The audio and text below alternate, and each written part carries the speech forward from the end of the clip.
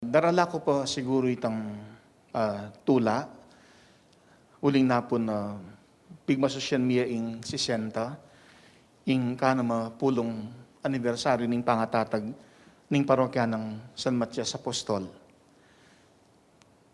July 20, 1962, anyang may palwaling dekreto, menibatan king obispo at kay makanyan niyang may tatag ing parokya ng San Matias Apostol.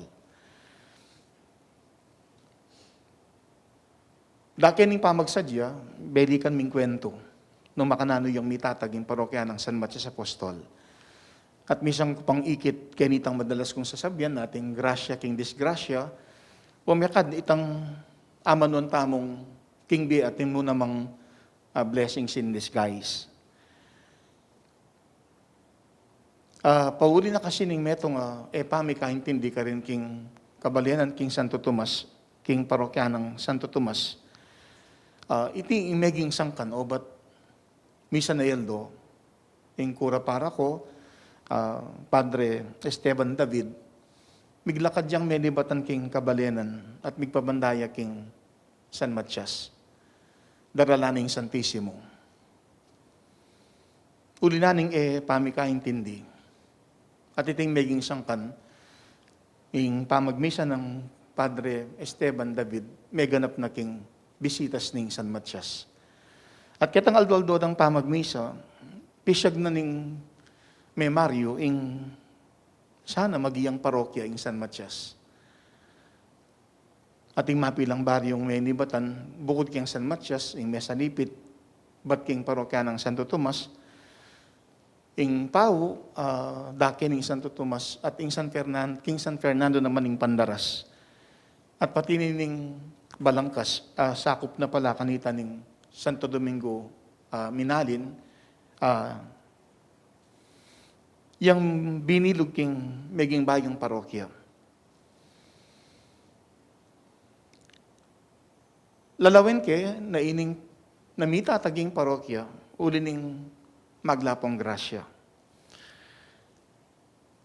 Inimekad metong yung masanting nga paganakana. Nung misan king die, sabi ko, pinagyang king disgrasya at grasya. Agyang diet ang amon tamong blessings in disguise. Naman makanita kalagwan nung minsan, akit tamo ing grasyang may pagkalog. At mekadwa yan ning metong nga masanting ng pupunto ning may basang ebanghelyo. Anyang ding alagad ning ginukit ng ande, bakit gagamit kang tanimaga na yung magsalita ka karela? Meto nga bagay, pekatimid na ning Ginoo. Itang pamikatago na miyabiya ka rin kayang alagad, na mibiya ka ring aliwa. Nga na, kaya kayo may pagkalubing makabalo ka ring lihim tungkol king kayarianan ng Diyos. Dapat karela, may pagkalubyan. At man mas aintindihan tayo, ining amanuanan ng Ginoo, may sambit laking ebanghelyo itang ula ng propeta Isaias at nung makanano iting matutupad. Agyang nananyong makiramdam, kayo makaintindi, agyang nananyong lumawi, kayo manakit uning mapurula isip ng taong deti. Sa sarada laring karelang balugbog at pipyak dalaring karelang mata, uling era laburing manakit ding karelang mata, ing makaramdam na ring karelang balugbog, ing makaintindi la ring karelang kaisipan at ing pamagbalik, ing makaat at ing magbalik lalub kanako, potang ako, pakayapan ko la. Ilang mekaditi ding ausan tamong magbulag-bulagan, magmakalak-makalakan. Uling kaburian ng eda akit at edang daman nung naning atin. Kalam iti o grasyang pigkalub ng Diyos. Aking banawli, sukat tamo iting ipagpasalamat. Nya nga na ning Ginoo kaning kayang alagad, dapat kapalad yo, ding matayo, manakit, at ding balugbog yo, makaramdam la. At iti kaburiandang aranasan ding dakal na profeta at mga ipatao. Dapat miyabiya karela. Kanya, king banantaw di, meto nga pa nagkat na mekad ning ebanghelyo, ing pasyag taming kapasalamatan. Lalo na ting Diyos, man sasawang mamaralan, baning grasya, kanuanan, kaya katamong kamtan. Anya babi kining papabakalaya,mano anting kasangkapan ban kanita, king kaya katang pamigunam kaniting misang darawon tamo, makibat tamo, miyatang kapasalamatan, ulining kanwanang kimtan. Anya abanggit ko nandin, meging dalan ining pamagpasalamat mi, king pangatatag ning parokya, at makanyan ming ikit itang grasya, meging dalan, anya mitataging parokya. Mitataging parokya, ulining maglapong grasya.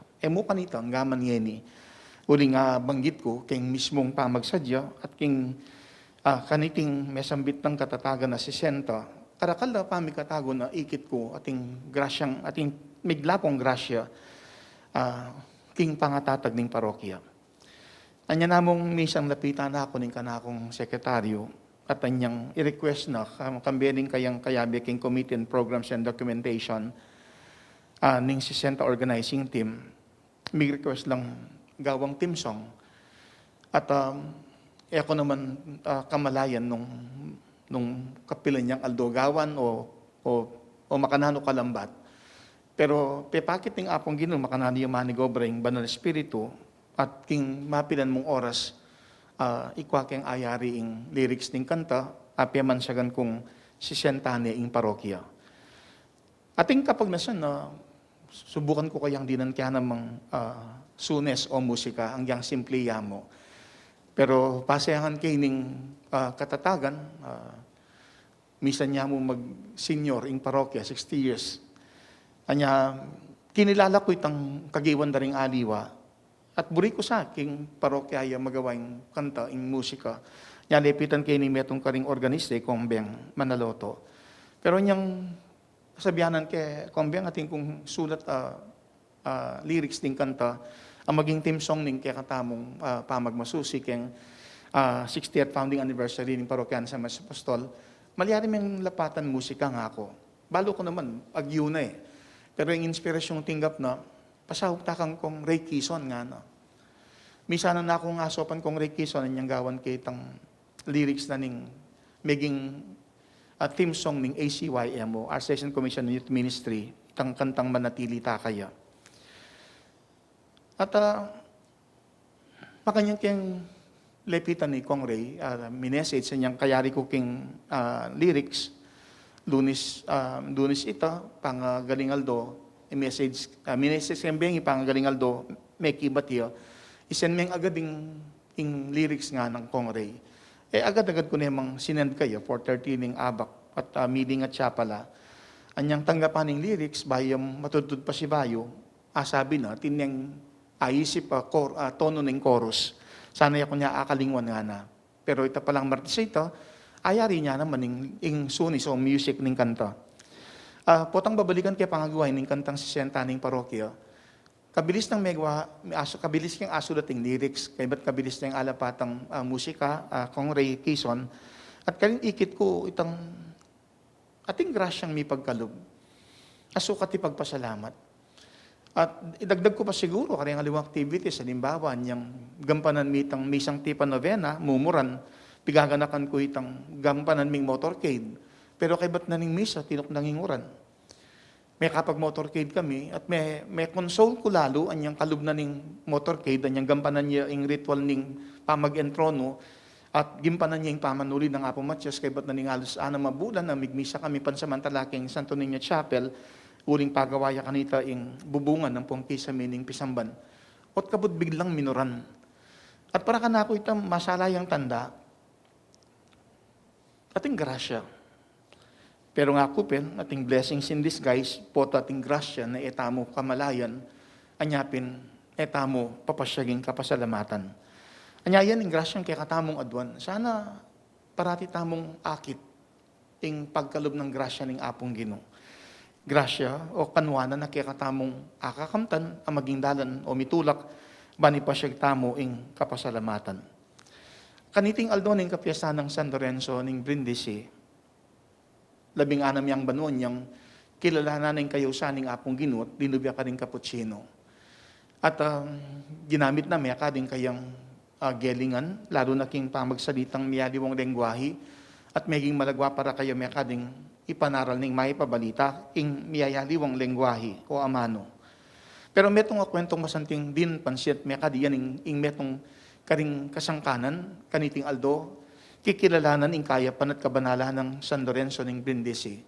Ya pinitang misa na eldong media niyang pamikatagon, king kayang pamanalangin, makasakya king kabayo, tinas ni ing krusifiho at king kayang pamanalangin. Dening kaya bena, aminarap king metong giyera o laban, agyang mas dakal na ring turkong linusog karela, ikwadang minyambot, king sahup ning panalangin ng San Lorenzo ning Brindisi. Mayap abage ameka daraptaning Diyos, mayap abage adaraptan tamo mo naman kambeding aliwa, iti sukat mong makilala. Bigit lalo na mekad, ing kaya paning Diyos ang maging dalan, anyapin, atin tamong kalam, o grasya, o kanwa ng akakamtan king diye. Amitulak kaya katamo ban miyang kapasalamatan. Nya kaniting misa, ing Diyos yang lalapitan. Uling mayap ing kayang daraptan. At itiyang mitutulak kaya katamo, ban kanita, misan tayo pang pasalamatan ng Diyos. Kayatang grasyang kaya katang kimtan, at maging kayatang kanwanan, at kaya katamo pang kamtan. Obviously, kaya edakatangwan, Brother Charles na po nuling ating abalaking parokya. Pero mapnamuting kang alternatibo. Nung napon, ngeni, niya ining aldong iti, yung may maging dalan ban kanita, makapagmisa kini king radyo. Pero yung tutunan yan, king parokya, atin nang migparamdam among ita kaya pwedeng mag-rest day, kay ba't na ning 60, tang Webis, lata pa kayang misa. Niyang mo muna tinango ko sige, yan ang niya mo kaya ng last day ng nobenaryo. O kabudahisip ko, at niya palang Triduum, Santa Maria Magdalena. Katlong aldong yan Alam nga namang Triduum, kaya ba tadwayang aldo. Maputot siya rin pa magsadya para kining magpiesta bukas si Santa Maria Magdalena. Nya, hanggang mapagal, sinduya pa rin ng misa nandin abak alas 6. At may kaditing masanting pamikatagon, sabi kupin, naman muna po ning pamipasalamat king parokya. Lalo na't ing Diyos, naman tutok ng mamiyang grasya, at itang kanwa ng kaya katamong akakamtan, sukat mo iting kilalanan tamo at mitulak man ganita, ipasyaging kapasalamatan. At pamikatagon niya, misan pa, ing tanggap pang grasya. At sana nanding abak at kaya man king radyo, kaniting misang kaya katamong darawon king aldo ng kapiyasan San Lorenzo ng Brindisi. Midyan tamong pamikatagon, banmisan pang kilalanan, ing kaya paning Diyos. May kadanyang manalangin ni San Lorenzo ng Brindisi, pianimunan ding kayabe, king banantaw di, ikwadang may nagumpe, karing kalabandang dakala, turko, alinusob karela. Uling minantabi ang Diyos, uling atin niyang grasyang binye ang Diyos, at ketang kanwanan akamtan, yan naman sama kakalingwan ng Diyos, yang lalapitan, uling atin niyang maya padaraptan, at makanyang tamong ngining abi-abi, ing Diyos yang lalapitan, at king mayap ng daraptan, miyatang kapasalamatan, ketang kanwanan tang akamtan. At iniimisa diyang panagkatatanaga kaniting pamigunam, king grasya ng Diyos, makibat tamo kening panagkat. Biyang kapasalamatan, king kanwanan tangkimtan, yapin ng Diyos lalapitan, mayap kayang daraptan. Manahimik tamo king makoy da pinandit. Nanupin kaya itang kanwanan na kaya katangkimtan, ang ini kaniting misa, ing Diyos yang pasalamatan. At panulan tamo, king lapit tamo kaya, misan pa, ketang mayap ng daraptan, at intapang kanwa ng kamtan, amitulak kaya katamo, ban mamyeng kapasalamatan. Misan pang adwan ng grasyang pakayap ng Diyos. At iti sa kawangis si may banggit king Ebanghelo, ketang ulanan ng Propeta Isaias, king pamipakayap ng Diyos kaya katamo maging dalan ban kanita, makapagbalik dubtamo king apong Ginoo. At itamo man king banantaw di, at intamong mayap adaptan, at iti tandanin ng kaya katamong papasyag o babiyang kapasalamatan, kaya tang kanwanan, at kaya katamong akamtan. Miyatang kapasalamatan, uli ning kanwanang kimtan. San Lorenzo ning Brindisi, ipanalangin mo kami.